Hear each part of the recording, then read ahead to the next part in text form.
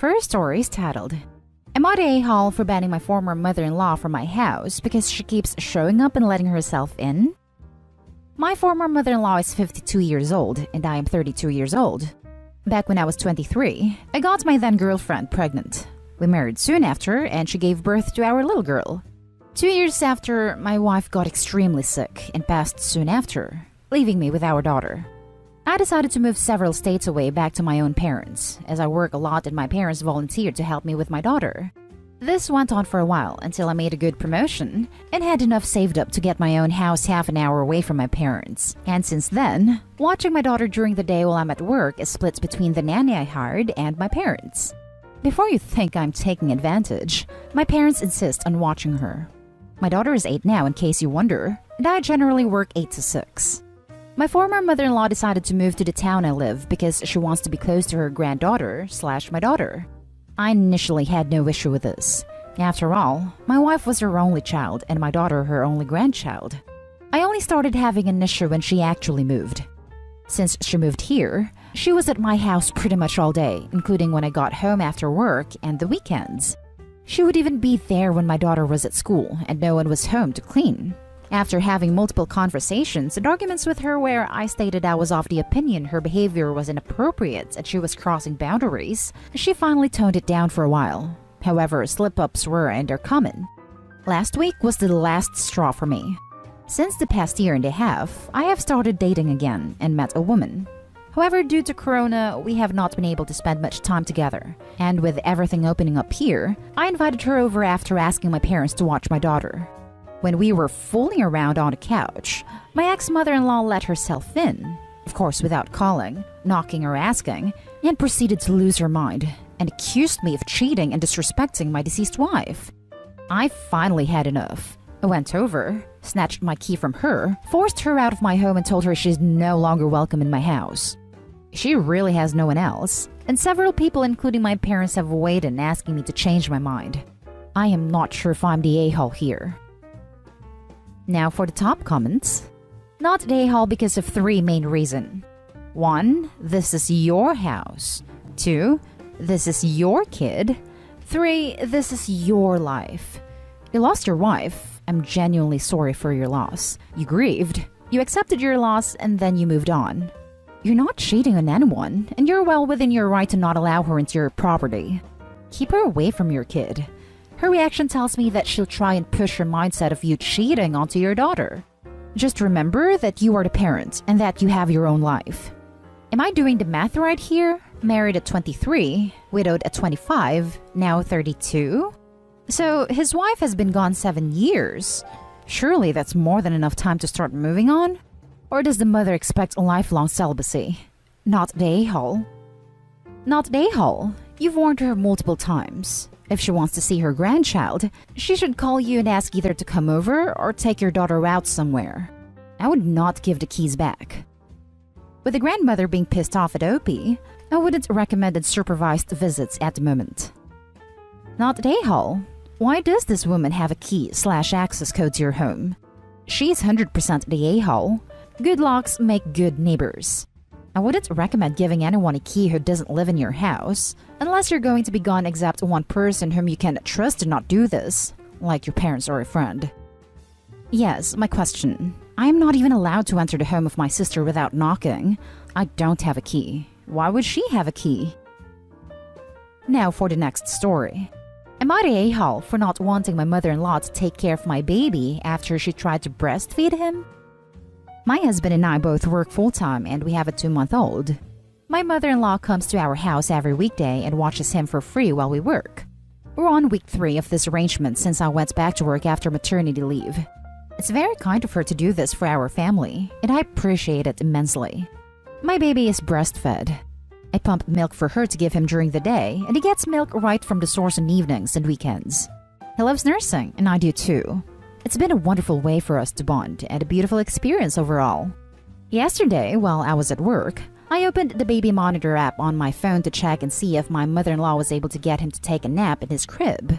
She had been texting me saying he was crying really hard, so she was thinking about just holding him for a nap.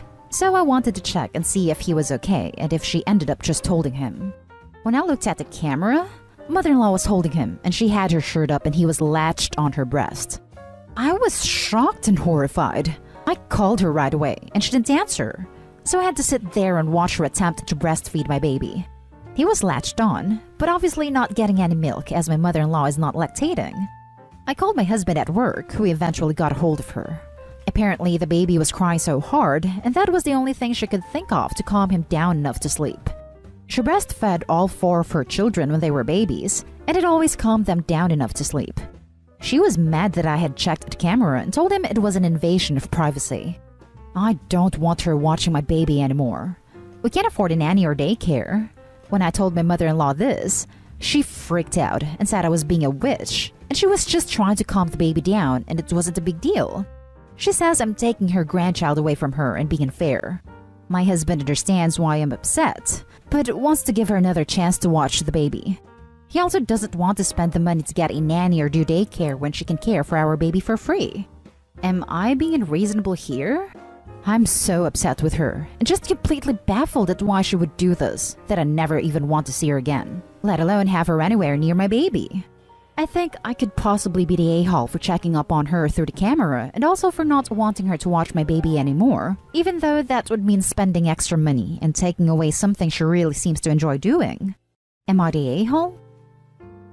Not the a-hole. No normal human tries to breastfeed a child they're entrusted to look after. This is not healthy/sane behavior. I would be concerned that she has other issues. Her reaction is telling as well. Again, a normal human would be supremely embarrassed and apologize. She may be lashing out because she's embarrassed, but it's not acceptable for her to swear at you or gasp, be incensed that you used the baby monitor for its intended purpose. This is exactly right. Clearly, her mother-in-law's judgment cannot be trusted. I wouldn't trust mother-in-law alone with a baby in any capacity, and I definitely wouldn't trust her to provide daycare services. Mother-in-law crossed a boundary that should have been obvious. And why would she think latching the baby to her breast would calm the baby down? There's no milk. I find this so revolting. I think mother-in-law should be in timeout for a very, very long time. Mostly because I wouldn't be able to stomach seeing her if my mother-in-law did this. Not day-hole. I'm so shocked. Has she never heard of a pacifier? My mind would never go to breastfeeding another person's baby. I'd have a hard time facing her altogether. He won't take a pacifier. We've tried, but she could have tried giving him a bottle, and she didn't. Not day-hole. That is so beyond words inappropriate to me. WTF was she thinking? Her judgment is highly suspect. The fact that she defended herself by saying you invaded her privacy. And hello, she's watching your kid and shouldn't be doing anything that requires living room privacy at that point. And that she doesn't even consider what she did as wrong clearly means she's not capable of safely taking care of your child. I agree wholeheartedly with this post. I would definitely not consider unsupervised time with the little one for crazy grandma for the foreseeable future. That is your baby, not hers. The next story is titled, Am I the a-hole for asking my mother-in-law to stop hanging out with our kids while our nanny's here? My husband is deployed and we are in the process of moving back to my home country. My mother and father-in-law are staying with us until we leave. When I'm at work, we have a nanny come to our house to take care of our 7 and 2-year-old kids. My in-laws are staying in a studio apartment under our house that has everything they need, with its own separate entrance. When I'm home, they hang out in our house, which I'm completely fine with. The problem is that my mother-in-law likes to hang out in our house while the nanny's here. She's only here max 7 hours a day, 3 to 4 days a week. Our nanny said she's fine with mother and being around sometimes, but 7-year-old has virtual learning and gets very distracted and needs firm guidance. She feels like mother-in-law is distracting, and she also feels like she can't be as firm as she'd like with mother-in-law around. She did say that it's nothing mother-in-law has done, it's just her personal preference. She also mentioned behavioral issues because mother-in-law wants to intervene and throws off their routine. We came up with a slightly revised routine to allow for some time with mother-in-law while also giving them some privacy. I said something to mother-in-law. I just asked if she could let them have a little space while I'm not here because we try to have them have a similar experience to being in school or daycare with rules and routines. I let her know about the new routine plan, and she said okay.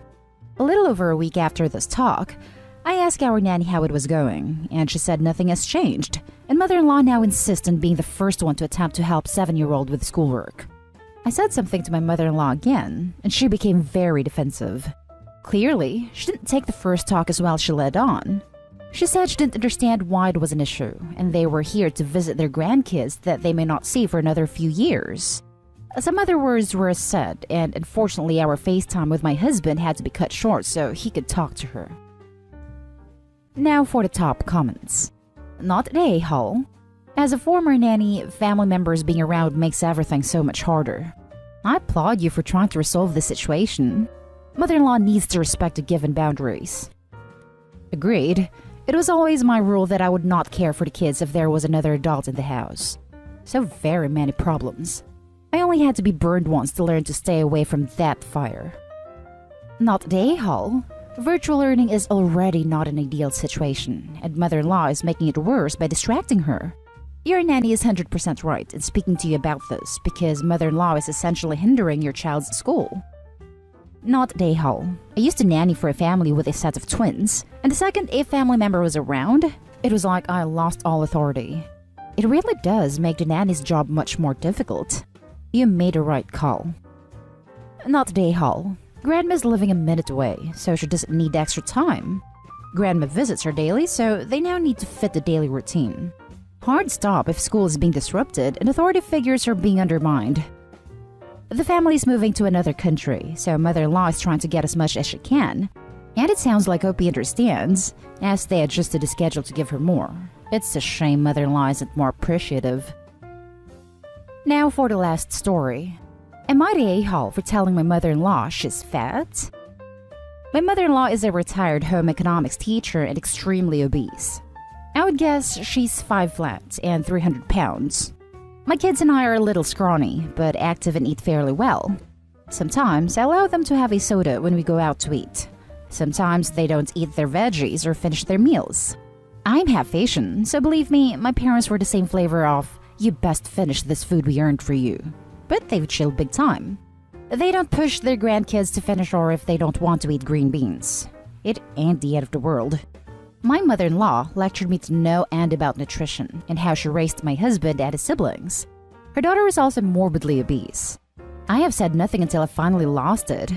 I asked her if she honestly felt she was in a position to give me advice on eating. Her response made me feel bad. She said she understands nutrition but is an emotional eater, a food addict, as is her daughter. And my husband told me I shouldn't have said his mom was fat. Am I the a-hole? I feel like one, but then when I think of how much she lectures me, I feel justified. My mother lectured me to no end about nutrition. I would guess she's 5 flats and 300 pounds. Her daughter is also morbidly obese. It's just plain rude for her to lecture you about your eating habits or how you raise your own kids.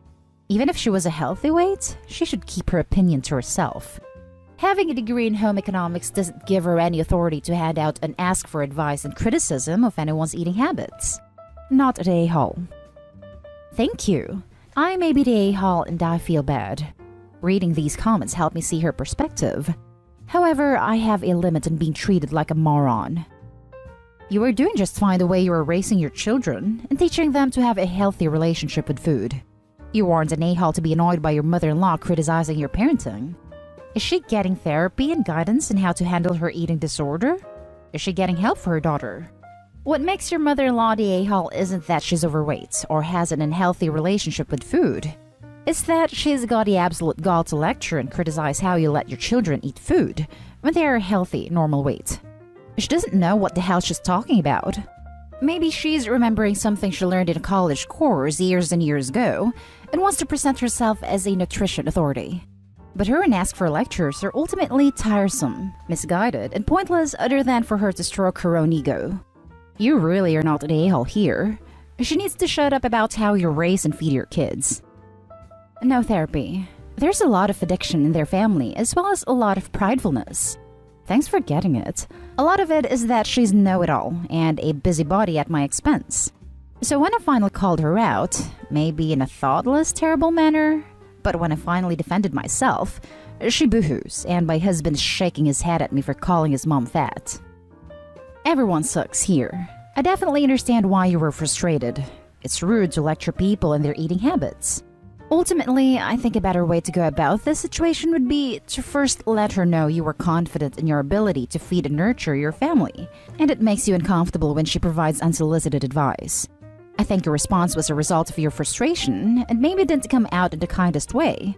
I think you should apologize for being insensitive, but make it clear that you would prefer she keep her thoughts on your family's nutrition to herself. Good luck. She should apologize to mother-in-law because obese mother-in-law with obese child is lecturing her on her children's nutrition and she had enough? No. Her mother-in-law should mind her own business if she can't handle her own health and not be trying to make her daughter-in-law feel bad for how she's raising her kids. She's not an a-hole. Am I the a-hole for not giving my father money from my inheritance to pay for treatment for his stepkid? So I, 19 male, received an inheritance from my paternal grandparents 2 years ago. They left it in a trust for me, safeguarding it from anyone who might try to use it for their own purposes, including my father, their son. I gained access to the money when I turned 19, a choice my grandparents made. I was the primary beneficiary, and they left my father the lowest amount possible to prevent him from contesting their will. I haven't lived with my father in 5 years. When he met his wife, he gave me 2 choices. Either agree to treat them all as family from day one, embrace her 2 kids who were really young at the time, and accept that she would be the mom in the house, meaning she would also be my mom, or I could get the heck out of his house and stop sponging off him. I chose to live with my maternal grandparents. For those who will ask, my mom died when I was 6. My parents weren't together, and she was my primary caregiver. But my father had visitation on weekends before she passed away. After her death, I went to live with him. I think he blamed me for being born and resented my existence. He certainly acted like it. So, I never interacted with his precious little family. I don't know his wife or her kids, and I don't care about them. I feel no sense of obligation to pretend they're my family. That's why I said no when he reached out to me a couple of months ago, asking me to give him $40,000 from my inheritance to pay for treatment for one of his stepkids. He sent me a bunch of links about the condition and the treatment, which I think was in Switzerland or maybe Germany. He said the kid was getting worse, and they were worried it could become fatal. Apparently, it's a condition the kid has always had, but it worsens over time, and there aren't many treatment options yet. However, this was one of them. Honestly, I thought I had blocked him on my socials, so the DM was a surprise. I said no, blocked him, and carried on. But then he texted me, and I wondered how he got my number since I had changed mine after moving in with my grandparents. Turns out, he had my paternal grandparents' phones and found my number on them. I told him to stop. He wasn't getting the money. He sent me more info via text and even shared their fundraising page, which wasn't getting much. He said they would consider another place for treatment if they could get some money for it. I blocked the number and any other numbers he tried reaching me from. I guess after enough silence, he decided to bring others into it. He sent my uncle after me. My uncle wanted to know why I said no and whether I had considered using the money to make my father legally obligated to pay me back with interest. I said no. I told him I didn't want to help them and wasn't giving away any of my money. My uncle argued that I could help a child, maybe even save their life, and that should matter more than who the kid belongs to. Then he dropped the whole step-sibling argument, and I just told him to get lost. But I guess it made me think a bit. I don't feel guilty, just reflective, because I could give them the $40,000, and I'm choosing not to. Heck, I think one of my dad's texts even increased the amount he wanted, but I could still afford it. I'm just saying no. Am I the a-hole? Now for the top comments. Not the a-hole. You need that money because you know well your father's not going to be there to take care of you. Oh yeah, he hasn't taken care of me for years, and even when I lived with him, saying he took care of me would be a stretch. Not the a-hole. Would any of them give $40,000 to a random stranger? The kid is literally a stranger to you. Even if you are related, you have no obligation to pay for someone else's child's medical treatment. Yes, it's a sad and unfortunate situation, but it's not your responsibility. If you didn't have money, who else would they be expecting to pay? Also, in all the info they sent, Is there any actual genuine proof? Because it could just be a plot to get money from you. Even if it's real, please don't give any money away. Keep your money for your future and future children. I didn't look too closely, but it seemed legit. I didn't really care to read everything though. My biggest thought was, why the heck is he sending this to me? Then I realized he wanted money, and all I could think was, buzz right off with that. Not the a-hole. They can talk to their care team about resources or their embassy if they're looking at an out-of-country program. Given what you said about there being only one treatment option, that's a little concerning. Not every treatment works for every patient. Chronic medical conditions with limited treatments often become money pits, as there's no magic pill to make the condition disappear. There are relapses, side effects, and failure rates for almost every treatment.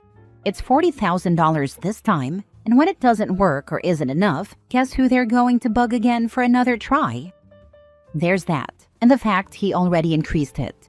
What's to say they wouldn't fly out to wherever, and then reach out saying they need more and I'm the only person who could send it fast? Or if it works and the kid needs it long term, it would all fall to me. And I'm no multi-millionaire or billionaire here. Not the a-hole. Your father abandoned you for his new family, and now he only cares because he needs money.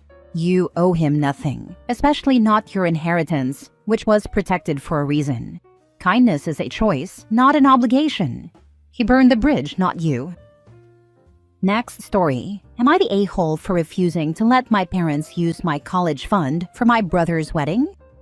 I just turned 18 and recently got accepted into my dream university. My grandparents set up a college fund for me when I was born, and it has enough to cover most of my tuition. My parents have always known about this fund, and I've been planning my education around it. A few weeks ago, my older brother, 25 male, announced that he's getting married.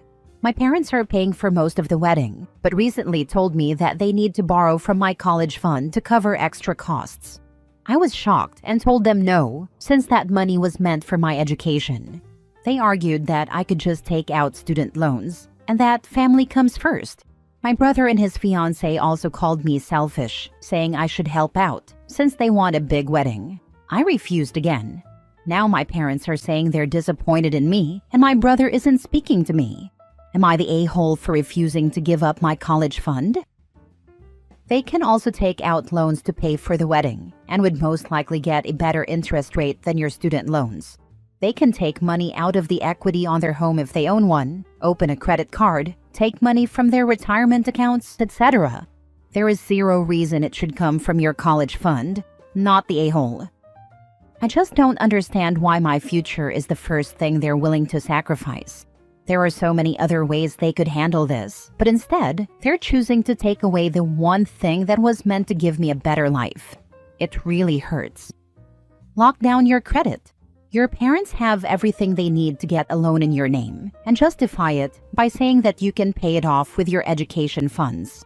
It wouldn't be the first time a family decided family comes first meant screwing over one of their own children in favor of another. Also, transfer the college fund into a new one that he only has access to. Otherwise, the parents might raid the fund without his permission. Not the a-hole, and I'd make sure they can't access it without you knowing. Yeah, that's my biggest concern right now. I need to make sure there's no way they can touch it without my permission. Well, you have a 100% confirmation of who the golden child is. You need to see a lawyer to ensure that they cannot screw you over because they will if they can. Protect yourself and your college fund, not the a-hole. Yeah, it's pretty clear who the favorite is at this point. I honestly wouldn't put it past them to try something behind my back, so I'll definitely look into legal options. Thanks for the advice.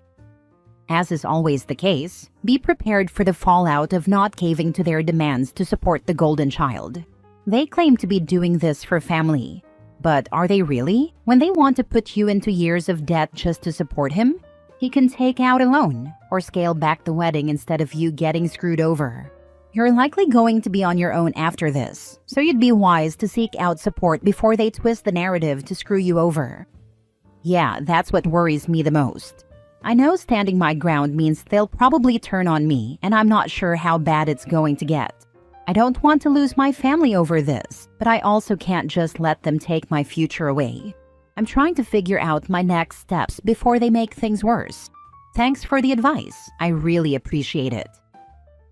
Next story. Am I the a-hole for telling my brother he's not welcome at my wedding after what he did? I, 29 male. I'm getting married in 2 months to my fiancé, 27 female, and we've been planning this day for over a year. My younger brother, 26 male, and I have always had a strained relationship. He's the golden child in our family, and our parents have always excused his behavior, no matter how bad it was.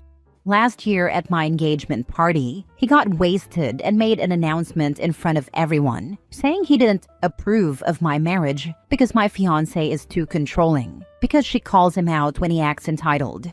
He then proceeded to propose to his girlfriend on the spot, stealing the moment entirely. My fiancé was on the verge of tears. I was furious and told him he was out of line, but my parents begged me to let it go because he was just drunk and excited. I reluctantly moved on for the sake of keeping the peace. Fast forward to last week, he called me, drunk again, and said, "Hey, I have an idea. What if I make a funny speech at your wedding? Like, just roast you a little?" I told him absolutely not, and that I didn't trust him to behave. He got mad and said I was taking things too seriously. So I finally told him he's not invited. I can't risk him ruining my wedding like he did our engagement party. My parents flipped out, saying I was being cruel and that family forgives. Now I have relatives messaging me, telling me I should just give him another chance. Am I the a-hole for standing my ground? Now for the top comments. Not the a-hole. Your brother doesn't need another chance. He needs a wake-up call, and you just gave him one. Weddings aren't open mic nights for entitled siblings who mistake other people's milestones for their own spotlight. Exactly. I've given him plenty of chances, but at some point, enough is enough. This isn't about forgiveness. It's about setting boundaries. I just wish my parents saw it that way, instead of making me feel like the bad guy. Accept that they don't see it as it is, and that your brother has a drinking problem. Combined, your wedding is his next target. You already know he's showing up, no matter what you said. Make sure the DJ or MC doesn't give him mic time. Inform the bartenders to stop serving him at some point. Get a couple of your guy friends to keep an eye on him so he has less chance to disrupt, things like that. It sucks that you have to think along those lines, but you and your wife deserve a beautiful day. The golden child will not want to do right by you. Yes, I know it sucks, but plan for it anyway. You're right, I need to accept that he's going to push boundaries no matter what I say. If he somehow shows up, I'll be ready. I'll make sure he doesn't get the mic, doesn't drink too much, and doesn't get the chance to ruin our day. It sucks that I even have to think about this, but I refuse to let him make our wedding about him. Oh yes, because nothing says family forgives quite like hijacking someone's engagement party, publicly declaring their relationship unworthy, and then pulling a surprise proposal stunt like a Walmart brand reality TV villain. Honestly, how many chances does your brother need? First he gets drunk and makes your engagement party his own personal talent show, and now he wants a live mic at your wedding to roast you? Yeah, sure, because nothing enhances the romantic ambiance of a wedding like a drunken best man reject doing his best Comedy Central impression. If your parents are so insistent on forgiveness, they can throw him his own wedding party to ruin. Maybe set up a special drunken entitled section at family gatherings just for him. But your wedding? Nope. That's your day, not a second audition for America's Got Bad Decisions. So no, you're not the a-hole. You're the bouncer at the VIP event that is your own wedding, and the guest list is officially free of human liabilities. Sounds like OP is going to save on the cost of a few dinners. The parents will threaten not to come for the sake of their baby boy. Wouldn't be surprised if that's exactly what happens. At this point, I'm just bracing for the guilt trips and dramatic ultimatums. If they choose to skip my wedding over this, that's on them, not me. Next story. Am I the a-hole for refusing to attend my sister's wedding after she tried to charge me for being a bridesmaid? I have always been close to my sister Lily, but our relationship has been rocky lately. A couple of months ago, Lily asked me to be a bridesmaid at her wedding, which I was excited about. I've always supported her, and I thought this would be a special moment. But then she gave me the list of requirements for the bridesmaids. The dress was over $300, and she said we needed to pay for our own hair, makeup, and even accessories. I wasn't thrilled about the price, but thought it was part of the deal, and I'd find a way to make it work. However, a few weeks ago, she called me and said I also needed to pay a bridesmaid fee, $150 to cover her costs for the bachelorette party, decorations, and just to help out. I was shocked. I asked if that was really a thing, and she said, well, everyone else is chipping in. I told her I couldn't afford it, and that it felt wrong to charge me to be a part of her wedding. She got angry, saying I was being selfish and ruining her special day. After thinking about it, I realized I just couldn't do it. I told her I wouldn't be attending the wedding if that was the case. She went silent, and now the rest of the family is mad at me, calling me petty and saying I should just suck it up. Am I the a-hole for refusing to attend and be charged to be a bridesmaid? Now for the top comments. Charging for bridesmaid duties? What's next? An invoice for attending the wedding? Don't laugh. I've seen it from a friend who was invited and charged admission. What the heck? I've attended multiple weddings that took place in museums that charge admission, except the admission was free for the wedding. I cannot imagine a single universe where that would be okay. Not the a-hole. I'm at the point in my life where if things cost money, sometimes they just don't happen.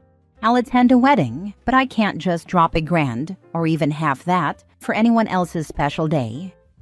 Yes, I agree. I need to save some money to build my own things too. By the way, there is no bridesmaid fee. She is making this up, and her excuse about everyone chipping in is because no one else questioned this stupid made-up fee. Just don't go. Let the family say what they want. She knows she is wrong, but she's trying to get others to pay for things that are her issue. Last story. Am I the a-hole for taking away the keys of our house from my husband's ex-wife? A couple of days ago, I came home from a work meeting and was unpleasantly surprised to find my husband's ex-wife wandering around the house, fresh out of the shower, with only a towel wrapped around her body. I felt absolutely hysterical, though I didn't show it. She had the keys because her daughter, who is also my husband's daughter, spends more time at our house than at hers, so she occasionally comes to visit her. This time, I didn't hold back. I demanded that she give me the keys and told her she wasn't allowed to come over while I was not home. My husband was asleep in the bedroom and had no idea that his ex-wife was even in the house. When I asked my stepdaughter why her mother had stayed, she simply said that she wasn't planning to leave until her dad woke up. My mind immediately interpreted that as an attempt at seduction. In short, I took away the house keys and told her that it wasn't necessary for her to come see her daughter on weekdays when my stepdaughter already went to her house on weekends. If she needed to come over for something important, she had to ask for permission. She called me crazy, but my husband backed me up, which was the only reason she eventually left without making a scene. Today, I started wondering if maybe I overreacted and handled things immaturely, but at the same time, I don't want her around my 4-month-old baby when I'm not home. Why did she have keys in the first place? And how old is the daughter? Bigger question, why was the husband asleep while she was showering? Sounds suspect. Can't help but think you arrived after their activities. She always had the keys in case of an emergency while we were traveling. My stepdaughter is 17 years old. And about my husband, he had spent the night awake at work, so he slept all day. Although I also thought like you at first, I immediately checked the cameras I have in some areas of the house to monitor my baby, including in the bedrooms. You're definitely not the a-hole, and she was trying to seduce your husband in my opinion. She should have never been given a key, and her reaction of getting mad says everything about her intentions. Thanks for making me think I'm not completely crazy. Update. Am I the a-hole for telling my sister's boyfriend it's not his business if I don't want to be a stay-at-home mom? Original post. So, I, female 22, have an older sister, female 28, who has 4 kids. She loves being a mom and wants to be a stay-at-home mom, and I encourage her to do whatever she wants. She understands that I have no desire to be a mom right now, if ever. I have 2 other older sisters who, like me, don't want to be stay-at-home mothers. This is important to the story. Her boyfriend, male 27, is mad at me because he asked when I was going to settle down and offered to introduce me to his friend, male 25, who wants a stay-at-home wife. I told him no, that I don't want to date anyone this year, and he got mad for some reason and asked why. I told him my ex-boyfriend left me with trust issues. My ex cheated on me 6 months into a 3-year relationship. He told me we broke up in 2023 and that I should start getting back out there. I told him it wasn't his business, and he dropped it. But 2 days ago, he asked me if I wanted to be a stay-at-home wife and mother. I told him no, that I don't, and that I'm not even sure if I want kids, let alone to be married. He got defensive since his mom was a stay-at-home wife and mother. I told him I don't see anything wrong with being a stay-at-home mom, but I personally don't want to depend on a man for anything. He once again got defensive and said, "Not all men are the same." I told him he was correct, but again, not all women want the same thing. He said my sister wants to be a stay-at-home wife and mom, and I told him congratulations on finding that with my sister, but that I, once again, don't want to be a stay-at-home mom. He got mad because he overheard my conversation about getting an IUD and told me I was ruining God's plan to make me a mom one day. I told him whether I want kids or not is not his business. He got mad at me and told me to get out of his home, so I did. My older sister is asking me to apologize to him and not to get an IUD since if I get pregnant, it's God's plan. She also told me I should reconsider being a stay-at-home mom/wife. I told her not everyone has that dream, and she accused me of not respecting stay-at-home mothers/wives, which is completely untrue. My 2 other older sisters are on my side and said my sister's boyfriend shouldn't be so concerned with how I live my life. They said that if I don't want to depend on anyone for the rest of my life, that's my choice. He also said I'm going to hell for being bisexual. So I screamed, I guess your girlfriend, my sister, is also going to hell because she's bisexual herself, which he already knows about. Now their friends are calling me an a-hole, saying he only cares about what I do with my body because it's God's body, and I should respect it and become a mom soon. So, am I the a-hole for telling my sister's boyfriend it's not his business if I don't want to be a stay-at-home wife/mom? Edit to clarify, I get asked this question a lot, about why I was discussing getting an IUD to my sister's boyfriend. I wasn't discussing it to him.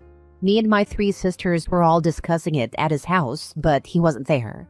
He walked in though when I said I was thinking of getting an IUD, and that's when he butted into the conversation. And as soon as he said God's body, not my body, me and my 2 other sisters started talking to him about it. And he raised his voice, so I raised mine, and we eventually left since I don't like conflict at all. Now for the top comments before reading the updates. This guy sounds like a creep. Who is he to dictate what you do with your life, your career, and your body? I hope your sister knows about this and supports you, not the a-hole. My sister, who is with him, wholeheartedly supports him and thinks I should be a stay-at-home mom. She wants me to apologize to keep the damn peace, but I told her I'm done keeping the peace. He also supports the abortion ban, which is his opinion. He wants a national abortion ban, even for rape and incest, which makes me nervous to be in a room with him. She also supports this. Not the a-hole. His views on stay-at-home moms and traditional gender roles are his own, and he shouldn't be imposing them on you. So many red flags here. Not the a-hole. To add a bit of fun and flair to your arguments, since they keep bringing up God in all of this, feel free to point out that boyfriend is not husband and, in God's eyes, they are living in sin, and all those lovely children are illegitimate bastards. That should bring about a whole bucket of fun right there. Also, be sure to point out your sister's boyfriend's obsession with your body and what you're doing with it. Does he perchance want that body for himself? And since he can't have it, he's using his girlfriend as a surrogate? There are some serious issues here, but none of them are your problem. As a side note, being petty with biblical technicalities can be a total hoot. You obviously love your sister if you're putting up with this guy's BS, but I'd be going low or no contact after that nonsense. 3 out of her 4 kids aren't even his. She is pregnant, about to give birth at the end of this month. Now for the first update. I already knew I was going to go no contact with my sister's boyfriend, as I don't feel safe around him. But I went ahead and called my sister to tell her and explain why I chose no contact with him. She is now super mad at me, saying I overreacted and all that fun stuff. So I asked her if they were going to apologize, and she said they don't owe me an apology. I owe him an apology. He overheard us on the phone and once again got into the conversation. I told him I had nothing to say to him. He said he wanted answers to 2 of his questions. 1. Why I don't want to be a stay-at-home mom. I told him it's none of his business and to stay in his lane. 2. Why I don't want to date/marry his friend. I told him that he isn't my type and never will be, and to not talk to me again. He told me that if I didn't stop overreacting, I wouldn't have anything to do with my nephews and niece. And not gonna lie, that got to me. I told him that for my mental health, I was done talking to him. My sister said, okay, you made your choice and we will make ours. So now I'm no contact with both of them. Also, I've found out my dad learned about everything yesterday. This morning, after I was on the phone with them, he went over and yelled at Josh, telling him to back off, and that his daughter wasn't for sale or anything like that. Apparently, they got into a fist fight, and according to what I've heard, my dad won, though I'm not totally sure about that. My dad later called me, apologized, and asked me personally why I don't want to be a stay-at-home mother. So I told him the reason, which had to do with him and my stepmom, and he apologized again, saying he never meant to do that to her. For context, he was very abusive to her. At one point I saw him choke her, screamed, and he let her go, but he never apologized for it. So I decided to cut off my sister and her boyfriend, which sucks because I won't be able to see my niece and nephews anymore. But my mental and physical health is more important to me, to be honest. Edit. There is one more thing that was said that I forgot to mention. In my last post, a lot of people suggested that I ask him when he's going to marry my sister, since they are not living according to God's plan. So I asked him. His response was, "It's not your business to know." To which I said, then it's not your business to know anything about what I do with my body, who I date, and all that. He got angry with me and proceeded to cuss me out. I honestly just laughed. Not the a-hole. I hope you eventually date someone who would never harm you in any way. Your dad and brother-in-law come from the same tribe. I hope so too. I was in an abusive relationship from 17 to 21, and my family and friends told me not to date him, and I did anyways. Finally, I decided to end it when he put me in the hospital for almost a week. Your sister is with a man that is able to get into a fist fight with her father? Yes, apparently. Not gonna lie though, my dad wasn't always a great father. He was abusive to all of us, especially my older brother, who is 30 years old. But he's changed and got help for his anger and all that. He's always been an amazing grandpa, but I'm sure after what happened with my sister's boyfriend, they will cut him off too. We all never liked her boyfriend, my dad especially. Got help for his anger. Good thing he didn't totally lose his anger because her boyfriend totally deserved what he got. Maybe he'll think twice before mouthing off. Unfortunately, he's probably going to take it out on your sister.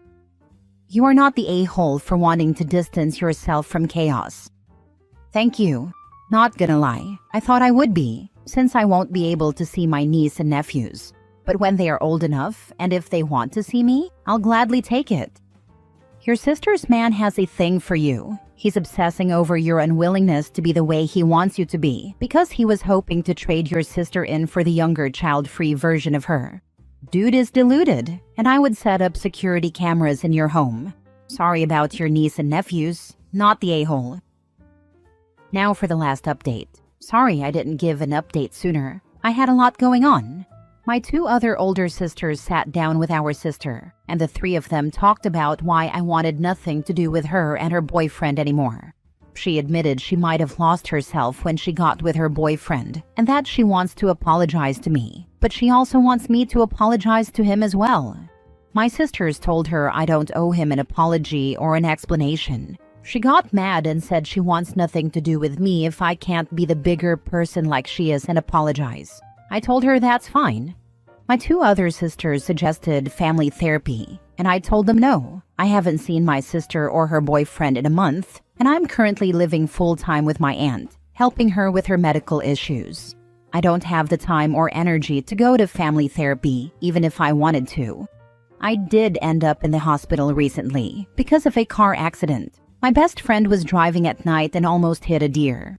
Luckily, we crashed into a tree instead, and I only ended up with a broken leg. I can't walk until it heals. My two other sisters found out and lectured us though. None of us were drunk. We had just gone to IHOP for some breakfast for dinner, and on the way back, we got into the accident. But other than that, nothing really happened with my sister and her boyfriend. I finally cut off contact a month ago for good. It sucks because of my niece and nephews, but I need to protect myself from people like them. I decided to make them all Gmail accounts and email them every day since cutting off contact. And when they turn 18, I plan to give them their emails so they can read everything.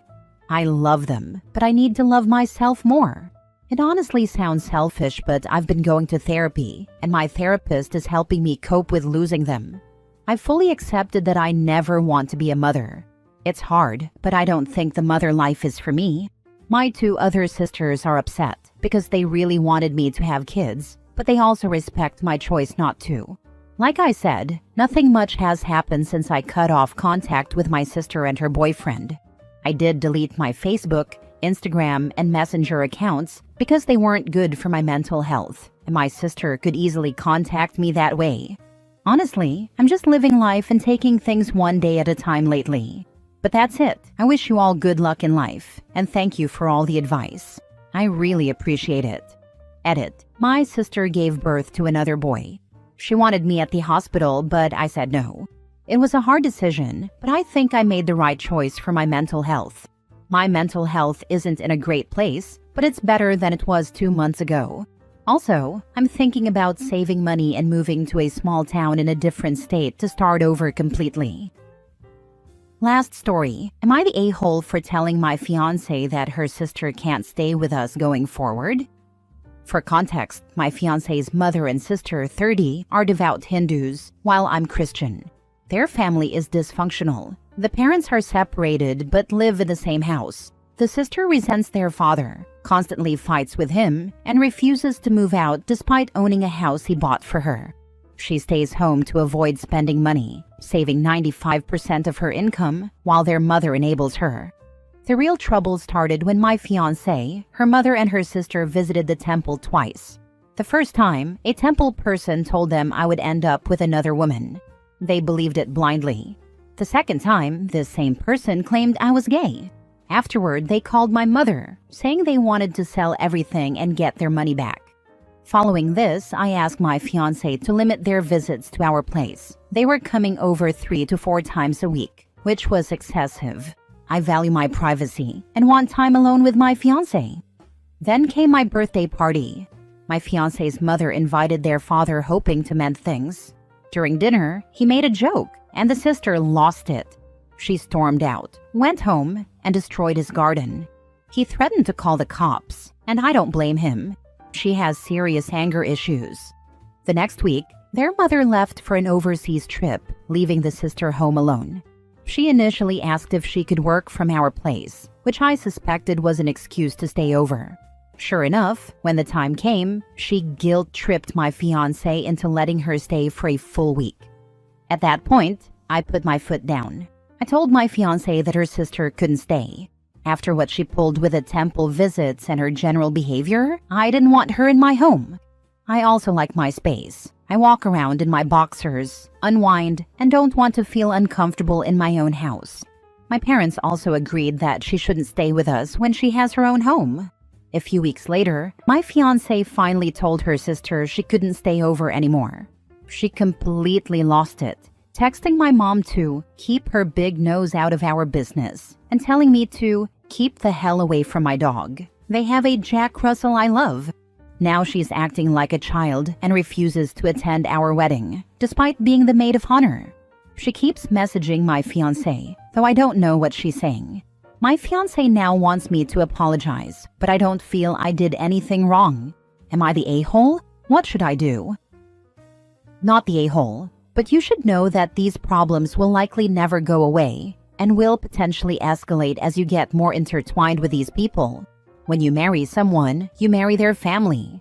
I truly wish you well, but this seems like a complicated equation. These problems will get worse, especially when adding kids to the equation. Yep, it is going to be a wild ride when you have kids, OP. Your fiancé needs to shine her spine and start laying boundaries with her family. The excessive visiting and basic disrespect you've been shown through many of these different actions, something needs to change. Their actions are way over the top. If they are visiting this much and staying over this much now, it will be worse when you guys have a little one and are trying to bond as a family. Once you commit your life and your heart to another person, that person becomes your immediate family. Your nuclear family will be your wife and any children you may have. Even parents and siblings become extended family once you have created your own nuclear family.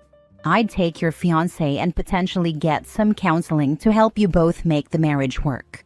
Honestly, if my husband had gone to a temple of any religion, we are Christian, I'm Methodist, and he's Catholic, and came home convinced we weren't going to make it because some crazy lady at the temple told him I would end up with another man, I'd have very big apprehensions about marrying that person. You're totally not the a-hole. I wish you the best. Not the a-hole, but please stop ignoring all the red flags this woman is waving in front of you. She is very attached to her family, believes everything that comes out of their mouths, and always defends them even when they're wrong.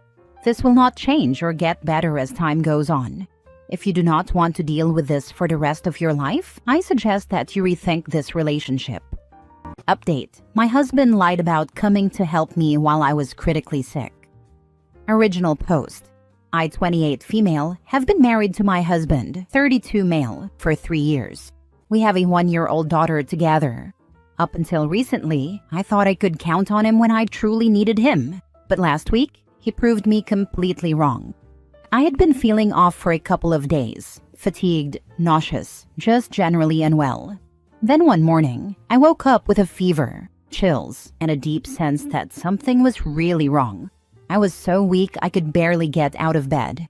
Taking care of our daughter felt impossible.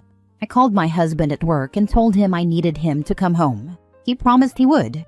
An hour passed, then 2. He kept texting me, saying he was just finishing up something and would leave soon.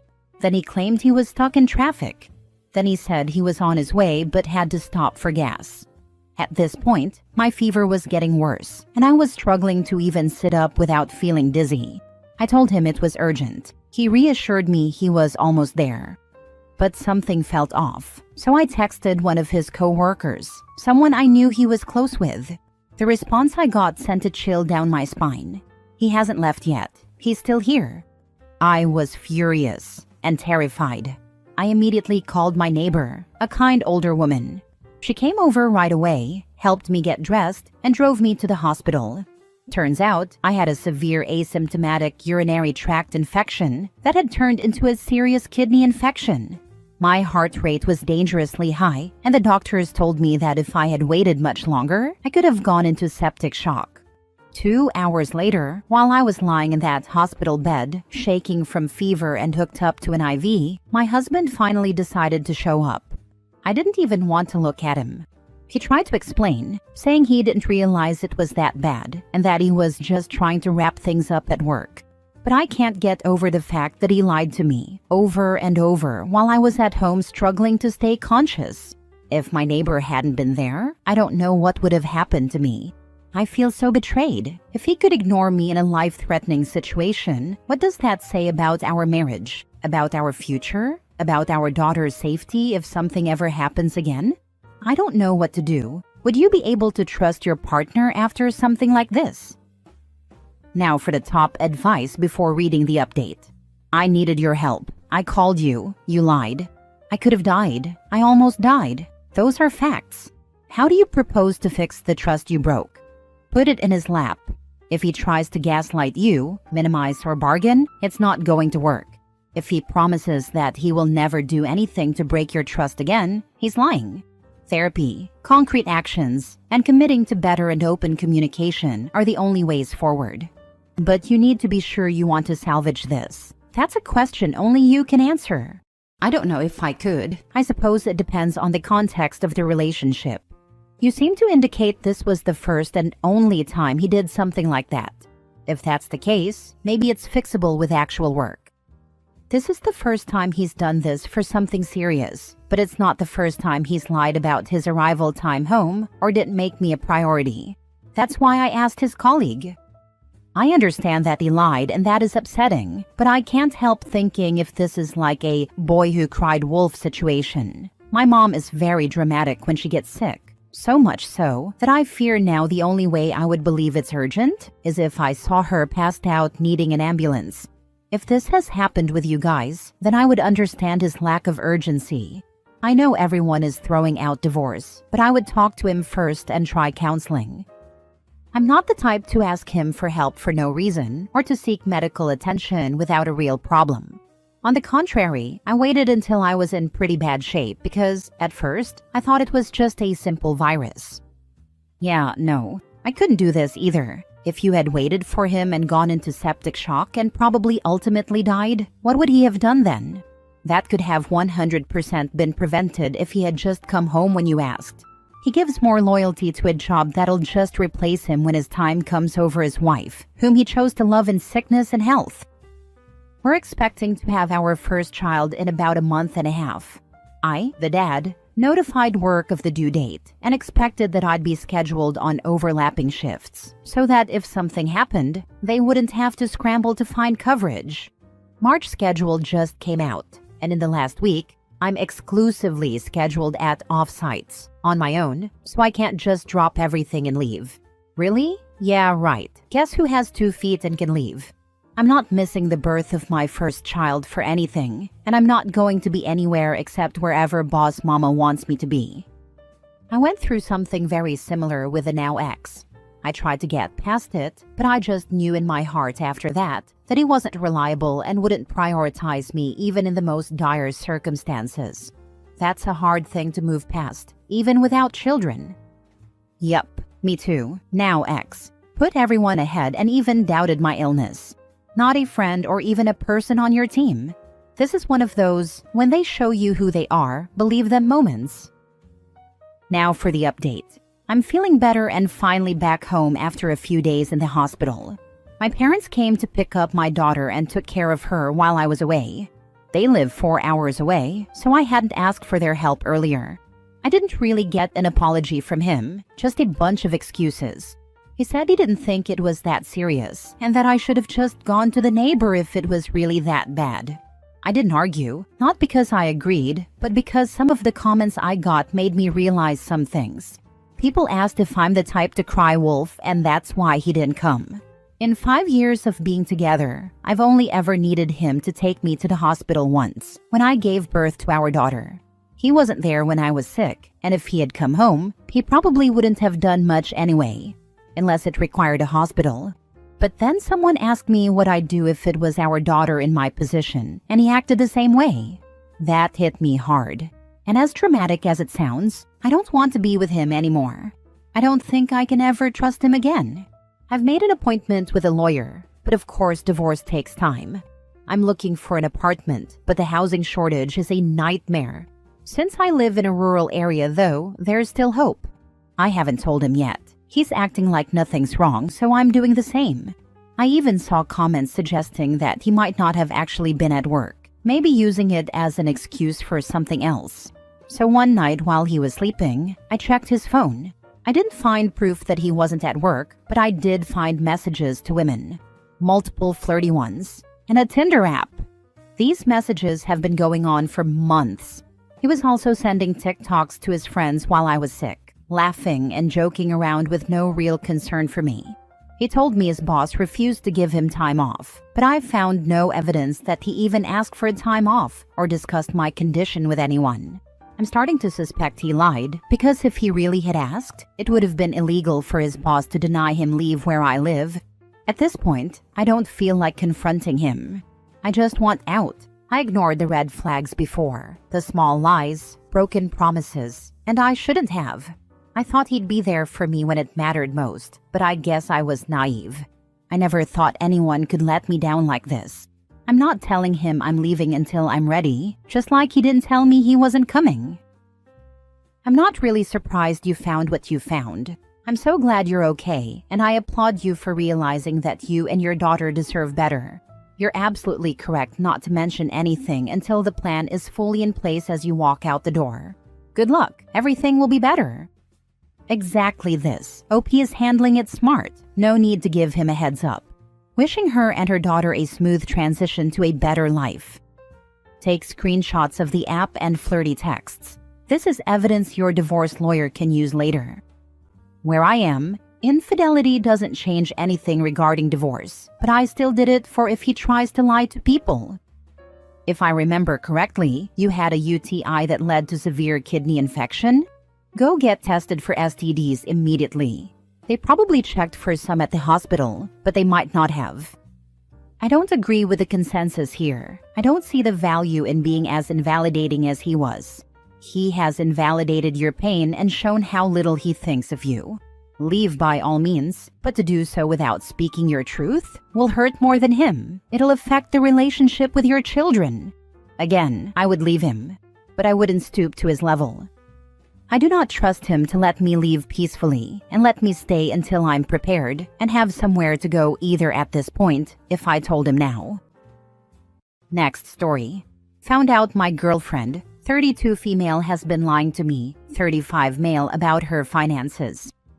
I recently discovered that my girlfriend of 3 years has been lying to me about her finances and that she makes about $8,000 a month after taxes, while I make about $7,000 a month.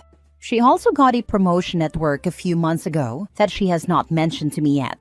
To put this into context, we live in a very expensive city because of our jobs, and she has refused to pay a significant portion of the rent since we moved in together. She only agreed to spend $500 of her own money on rent, leaving me to foot the remaining $2,100. Before she moved in, I shared the apartment with a friend, and we both paid $1,300 each. The owner has raised the rent steadily over the last 2 years, and now we are supposed to pay $3,000. That means I'll be paying $2,500 a month, or $30,000 a year. We could move to a cheaper place, but that would mean a 3-hour commute, which is not ideal. My girlfriend continues to refuse to pay more in rent despite making more, and the financial strain is getting to me. I barely have any savings. I pay for almost everything, while she spends most of her money on makeup, designer clothes, and fancy dinners with her friends.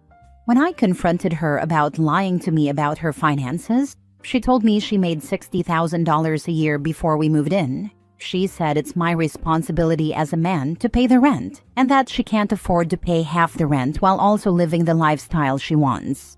She also has no financial discipline or any idea where all that money disappears to. I'm sorry I'm ranting, but I just feel frustrated and don't have anyone to talk to about all this. I feel so frustrated and drained. I am angry and feel like I have been deceived by someone I thought I could share my life with. I feel totally lost, like I have been a fool for the past 3 years and have wasted my time dating her when she clearly can't be honest with me. I have tried many times to be reasonable and understanding, but it just doesn't work. She is just a leech trying to drain every single penny out of me. I'm starting to have second thoughts about our future together. Maybe we shouldn't be getting married after all. So what do you guys think I should do? Now for the advice. I know Reddit has a bad rep for telling people to break up, but dude, break up. What she's doing is financially abusive, and it's truly messed up on multiple levels. Good God, man. Give the landlord notice, move to a low-cost 1-bedroom place, and build your finances back up. Lose the parasite. Someone who is an appropriate life partner would not act this way. Even if she's from some hardcore traditional or gendered culture where the man pays, both honesty and prioritizing the financial health of your partnership have to be core values for a life partner. Seriously, can you imagine the nightmare of marrying someone like this? Both sets of my grandparents are from a hardcore traditional and gendered culture. Single income. My mom has 6 siblings, my dad has 5. My grandfathers made sure they set money aside so their families could have security, and my grandmothers spent carefully to ensure their husbands wouldn't have to break their backs to do so. Sometimes people use gender norms as a pass to treat their partners poorly. I never heard anyone in my family say, "Your responsibility as the man or woman is to XYZ." Everyone understood their responsibility was to do what was needed for the health and benefit of the family unit. Neglecting and lying about finances, especially at the expense of your partner's financial and emotional well-being, is totally incompatible with that. You deserve to be with someone who cares about you. Last story. I love that my ex's wife is miserable with him. Growing up, all I've heard my whole life is how to be perfect, study hard, get into a prestigious university, build a career, and then let it all go for a guy your parents approve of, let his parents treat you like their slave, and have his children. My parents luckily are wonderful people, and they have always cherished me. But my ambition and the need to simply not be unhappy always made me a pariah in my childhood circles. My ex and I started dating when we were both teenagers. He was kind and also my classmate, and I loved him a lot. We stayed together through my first year of college. Then the emotional abuse started. His mother found out about us and she hated me. My mother is a college-educated woman and she hated that. She thought that because my mom isn't religious, I'd break the family if I married into it. He started to hate me. I spent months not sleeping, crying all the time and suffering from depression, all because he would yell at me, but refused to let me break up with him. I'd go to his family functions, and his friends, especially a much younger female family friend, would come up to me, sometimes take away the chair I was sitting on, spill water on my sari, or drop curry on me while serving food, all while telling my ex's mom, within earshot, that I was a whore who dated boys and did drugs. My ex would stand there and not defend me. Looking back, 19-year-old me was a massive idiot, and boy did the ordeal with my ex teach me life lessons. I told my dad because I could not eat properly, and I was in a horrible mental state. He called my ex, and I don't know what he said, but my ex told me he wouldn't bother me again, and that we should break up. Except he did bother me whenever he got drunk, and after a while, I blocked him. He also ended up marrying that family friend the moment he got a job. I only know anything about him because our only mutual friend told me a few days ago that they are miserable. My ex has a job he hates, and his mom makes his life a living hell while constantly fighting with his wife, who thought she was marrying into money and wouldn't have to work at all, except his ultra-conservative father would never allow a household helper to enter their pure home. They always fight wherever they go. The mom and wife scream at each other all the time, and my ex no longer wants children, so his father and he don't talk to each other, yet they all still live in the same house. I can't help but feel really satisfied. I know it's horrible, and I know I should have empathy, but I can't bring myself to do it. He ruined a year of my life that I will never get back. I just can't stop feeling good, even though I know I shouldn't. They all deserve each other. Good job for dumping him, and your parents are wonderful. Karma did exactly what it needed to do. He and his family put you through hell, and now they're living in the chaos they created. You didn't wish it on them. They chose this.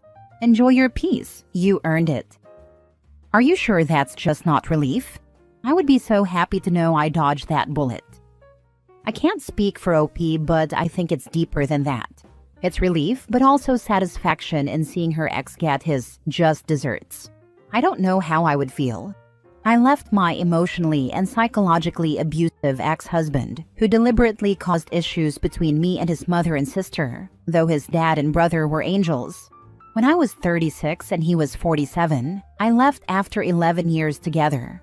I thought I was wife number 4, which was awful enough, but I was 25 when we got together and in a very vulnerable place in my life, which he preyed on with such calculation. The details of which I learned after the divorce, when his ex-wives reached out with care, concern, and support. Turns out there were actually 5 wives before me. His best friend married one of my best friends right after our divorce, and she told me that the woman he married soon after me gave him a taste of his own medicine, that it was an absolute nightmare. And even hearing all that, I still worried for that woman. I felt like her core issues were different from mine, even if they presented the same way on the surface. I didn't want any woman to go through what I'd been through. I think I was still numb at that point about how his situation affected him. Maybe if I'd healed to the point I am now, I could have enjoyed a bit of satisfaction. OP sounds like a strong woman. Not that I'm not, but I was broken for 3 years post-divorce as I untangled the mess the abuse did to my mind. While in the abuse, I was in survival mode.